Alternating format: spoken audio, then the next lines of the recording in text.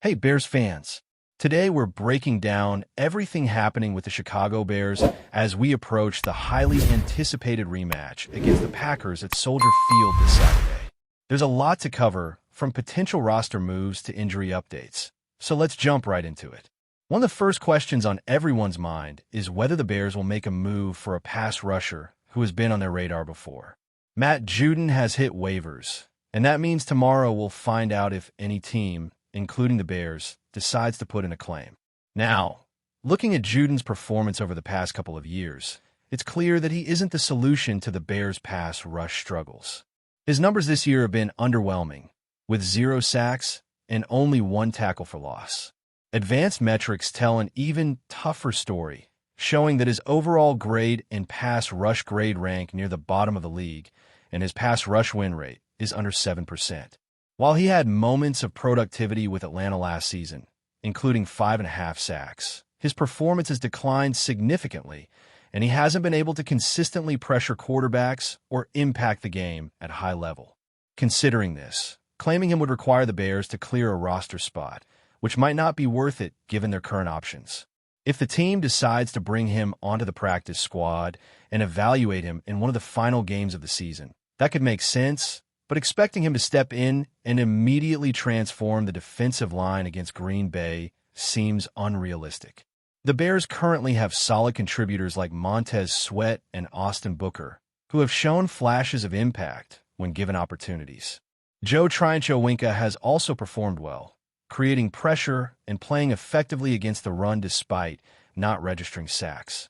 Dominique Robinson, although a healthy scratch last week, has arguably been more productive than Judon in limited action, highlighting that the team has viable options without needing to claim a veteran whose recent performance has been inconsistent.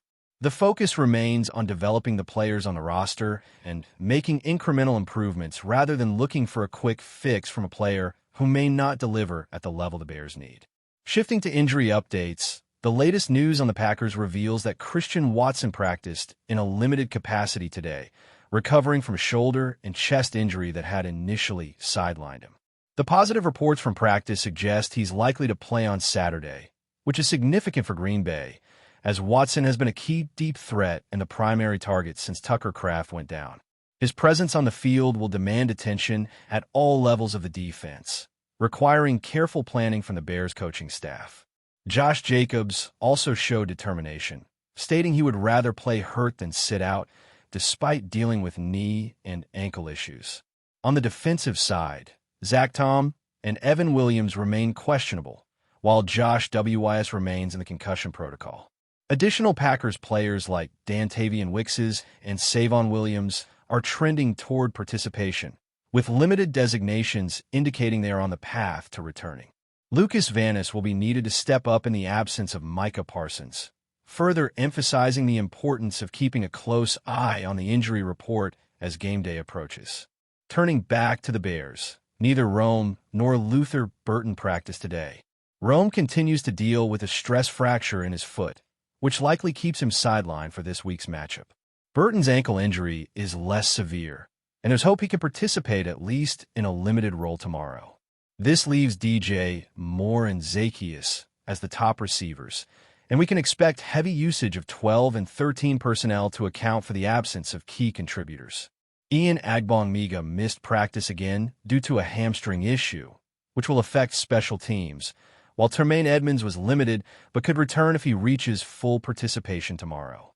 Having Edmunds back alongside TJ Edwards would be a substantial boost for the defense, and monitoring his status will be crucial for the Bears' game plan. DeAndre Swift also appeared on the injury report with a groin issue, which is concerning given his role as the lead runner in the backfield and his near 1,000-yard season. While this may be precautionary, any limitation to Swift's availability would force the Bears to rely more heavily on Kyle Monangai and Travis Homer, with Britton Brown potentially being elevated to provide additional support in the backfield. Managing the running back rotation will be vital, especially with Roschon Johnson on injured reserve. Cole Kmet was limited as well, but is expected to play through his ankle and knee issues, demonstrating his resilience and importance to the offense. Tyson Bent missed the previous game due to illness, but returned to full participation today, as did Andrew Billings and Travis Homer, which will help stabilize depth and provide options both on offense and special teams. All these moving parts create a complex picture for the Bears as they prepare to face the Packers. Balancing injuries, player limitations, and strategic personnel decisions will be key in determining how effective the team can be on both sides of the ball. The focus will be on leveraging the strengths of those available, while compensating for absences and integrating returning players like Edmonds and Swift to maximize impact. With the game at Soldier Field, home field energy will be a factor, but execution and depth management could ultimately define the outcome. Fans will be watching closely to see how the Bears adjust their defensive schemes to account for Christian Watson's return and how the offense handles the potential limitations in the receiving and running back core. Every snap, substitution, and decision will carry added weight, especially in a matchup as critical as this. Montez Sweat and Austin Booker's recent performances show that the Bears' defensive line is capable of generating pressure without outside help. But adding another pass rusher like Juden, even if just on the practice squad, could provide depth for rotation and situational matchups. The team will need to balance the desire for immediate improvement with long-term roster strategy, ensuring that any addition does not disrupt cohesion or limit opportunities for developing players already on the roster. Meanwhile, monitoring player health remains a top priority, with Tremaine Edmonds' availability being particularly impactful given his role in the linebacker group. If Edmonds is limited, the Bears may need to adjust defensive calls, blitz packages, and coverage assignments to compensate, which emphasizes the importance of adaptability and preparation from both players and coaches alike. Christian Watson's expected return for the Packers adds another layer of challenge, as his explosive speed and route-running ability demand attention and strategic planning. The Bears' secondary will have to be prepared for deep threats, and linebackers may be called upon to provide additional coverage support in certain formations. This scenario could impact defensive alignment and overall game plan, requiring precise execution from every player on the field.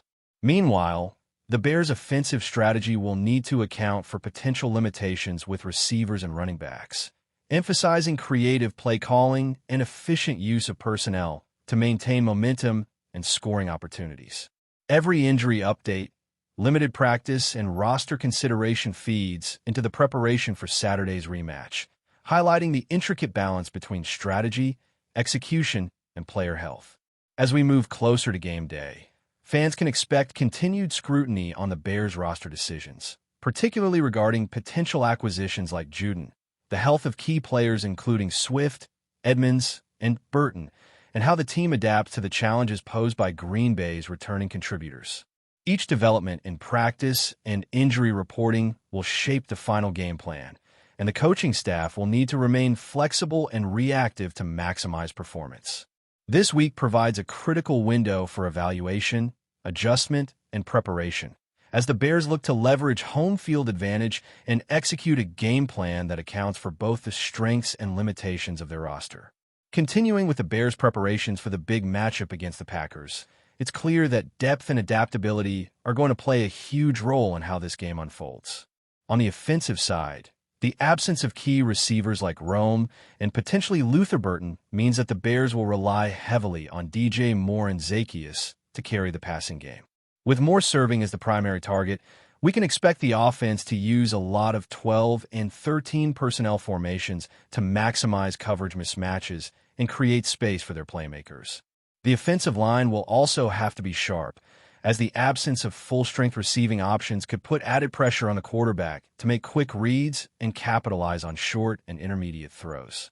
The Bears' coaching staff will likely emphasize timing, quick passes, and exploiting gaps in the Packers' defense, especially with Christian Watson returning and forcing defensive backs to respect the deep ball threat. This dynamic will test the Bears' ability to stay balanced, mixing runs and passes to keep the Packers' defense honest. Speaking of the running game, DeAndre Swift's status is crucial. As one of the focal points of the Bears' offense, any limitation on Swift would force the team to rely more heavily on Kyle Monangai and Travis Homer. Swift has been exceptionally efficient this season, hovering near 1,000 yards and serving as a key component in the 1-2 punch alongside Monangai. If Swift can't play at full capacity, the Bears may turn to Britton Brown to supplement carries, especially if roster elevations allow for it. Managing Swift's workload will be essential, not just for his own performance, but for maintaining overall offensive efficiency and reducing risk of aggravating his groin issue. The coaching staff will likely monitor every snap carefully, using packages that protect him while still allowing him to make an impact. Travis Homer's return to full participation is a positive, as he provides reliability and versatility out of the backfield, while Monangai will need to handle an increased role if Swift snaps are limited. The interplay between these backs, along with creative play calling, could make the difference in maintaining a balanced and effective rushing attack. On the defensive side, the Bears' focus will be on containing Christian Watson and disrupting Green Bay's rhythm. Watson's explosive speed and route-running ability make him a constant threat, and the Bears' secondary will have to be disciplined and reactive, adjusting coverage and communicating effectively throughout the game. Linebackers will be critical in supporting both run defense and pass coverage, particularly with Tremaine Edmunds' participation still in question. If Edmunds is limited or absent, TJ Edwards will shoulder a larger share of responsibility, and other linebackers may have to step into roles that test their versatility. The front seven has shown flashes of productivity, with Montez Sweat, Austin Booker, and Joe Trynchawinka generating pressure and defending against the run, but maintaining that level of performance will be key, especially against a team with multiple offensive threats. The defensive game plan will need to emphasize containment, gap discipline, and strategic pressure, leveraging players' strengths while minimizing exposure to big plays. Special teams could also play a pivotal role, especially with Ian Agbonmiga missing time due to a hamstring injury. His absence affects coverage units, meaning that other players will need to step up to ensure consistency in kickoffs, punts, and return coverage. The Bears' ability to manage these situations effectively will have a subtle but meaningful impact on field position and overall game flow. When every yard matters, ensuring reliable special teams execution can be the difference between maintaining momentum and allowing opponents to seize the advantage. Players like Edmunds, if available, can provide additional support, but the team will need to maintain focus and cohesion across all units to prevent lapses in critical moments. Looking at the broader picture, this week represents an important test of the Bears' roster depth and coaching adaptability. The team will need to balance short-term solutions, like potential practice squad elevations, with the longer-term development of their core players. While adding someone like Matt Judon could provide situational support, the bigger emphasis remains on maximizing the contributions of those already on the roster, whether that's leveraging the defensive line's existing talent or creatively adjusting the offensive game plan to account for injuries. Coaches will have to be nimble, identifying matchups, exploiting weaknesses, and adjusting in real time as the game unfolds. Player preparation, film study, and mental readiness will all be factors that contribute to how well the Bears perform, particularly against a Packers team that is seeing key players return and is motivated to make a statement in this rematch. Before we continue, don't forget to subscribe to our channel and give this video a like. Your support helps us keep bringing you the latest updates on our Chicago Bears. And don't be shy. Drop your thoughts on the news in the comments below. In what might be the most shocking development of the NFL offseason so far, quarterback Caleb Williams has reportedly issued an ultimatum that could send shockwaves through the league. If he ends up at the Bears, I'm out. The statement, which sources say was made in a private meeting but has since leaked, has ignited speculation across the league about potential roster moves, front office decisions, and locker room dynamics. Williams, widely regarded as one of the most promising young quarterbacks in football today, has consistently shown that he values both team culture and his own ability to thrive in a system tailored to his strengths. The cryptic warning about a specific, unnamed player joining the Chicago Bears has left fans, analysts, and rival teams scrambling to decode the message. Who could Williams be referring to, and why would the presence of this player be enough to prompt him to walk away? Some insiders speculate it could involve a high-profile free agent whose playing style or personality could clash with Williams' approach on and off the field. Others suggest it may be a lingering feud or unresolved issue from college or previous NFL encounters. The timing of the ultimatum is especially curious, given the Bears' rumored interest in multiple marquee names this offseason.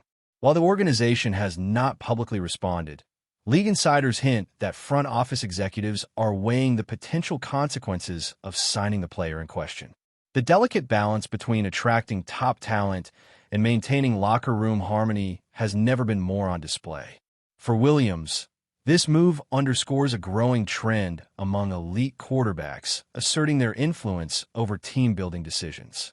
Historically, players of his caliber have occasionally leveraged their status to shape rosters, but few have done so with such pointed clarity.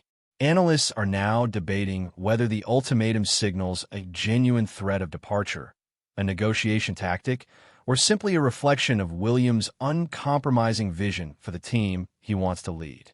Fans of the Bears, and the NFL at large, are bracing for the fallout.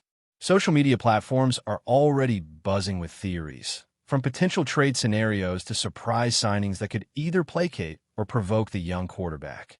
Whatever the outcome, one thing is clear. The league's next moves will be watched with unprecedented scrutiny, and Caleb Williams has just raised the stakes in the most dramatic way possible. That's it for this update. If you enjoyed the video and want to stay updated with exclusive news about our Chicago Bears, be sure to subscribe to our channel and hit that like button. We can't wait to hear your thoughts in the comments. See you in the next video.